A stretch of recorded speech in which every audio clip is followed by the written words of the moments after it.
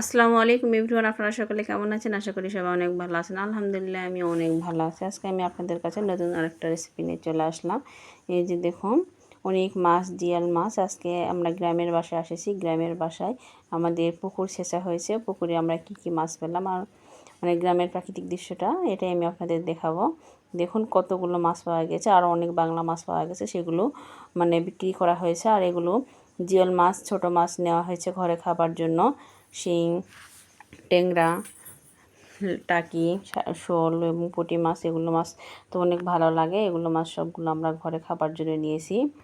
আর আমার ভিডিওটি আপনাদের কাছে কেমন লাগলো সেটাও আপনারা কমেন্টে বলে যাবেন। আর পুরো ভিডিওটা আপনারা ফুল ওয়াচ করে নেবেন। আর পুরো ভিডিওটা দেখে একটা লাইক করবেন আর কমেন্টে বলে যাবেন আমার ভিডিওটি আপনাদের কাছে কেমন লাগতেছে। এই যে দেখুন, এটা আমাদের গ্রামে আমাদের পুকুর। এই পুকুরই মানে সেচা হচ্ছে। এখানে মোটর লাগানো হয়েছে, মোটর লাগিয়ে পানি কমানো হয়েছে। আর গ্রামের প্রাকৃতিক দৃশ্যটা মার্শাল্লাহ দিলে এতই সুন্দর। এই যে চারিদিকে মানে সবুজ ধানের ক্ষেত, ফসল, এতই সুন্দর। আর মানে যেদিকেই তাকায় সেদিকে একদম চোখ জুড়িয়ে যায়। শহরেতে এমন মানে দৃশ্য দেখা যায় না। আর গ্রামে আসলে মনে হয় মানে একদম মানে নিস্তেজ শ্বাস ফেলানো যায়। গ্রামের প্রাকৃতিকটা অনেক সুন্দর, দেখে একদম মন ভরে যায়। এখানে পুকুর সেচা হচ্ছে। এই পুকুর মানে পুকুরের পানিটা আরেকটু আছে, দুদিন থেকে মোটর লাগানো হয়েছে। পুকুরের অনেক বড় এটা পুকুর। পুকুরের পানিটা শুকিয়ে গেছে, দেখুন একদম পানি শুকিয়ে গেছে। এখন সবাই মিলে মাছ ধরতেছে।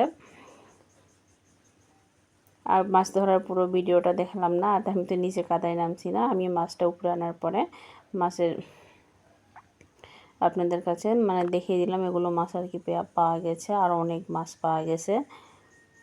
আর গ্রামের এই প্রাকৃতিক দৃশ্যটা আপনাদের কাছে কেমন লাগলো সেটা আপনারা কমেন্ট বক্সে জানিয়ে যাবেন। আর আমার ভিডিওটি কেমন লাগতেছে, আর যেসব বন্ধুরা নতুন আমার এই ভিডিওটি দেখতেছেন সেসব বন্ধুরা প্লিজ একটা লাইক, কমেন্ট করে একটা সাবস্ক্রাইব করে পাশে থাকা বেল আইকনটা ক্লিক করে দিবেন আমার নতুন কোনো ভিডিও পাওয়ার জন্য। আর যেসব বন্ধুরা তো সাবস্ক্রাইব করে দিয়েছেন তাদেরকে অসংখ্য ধন্যবাদ।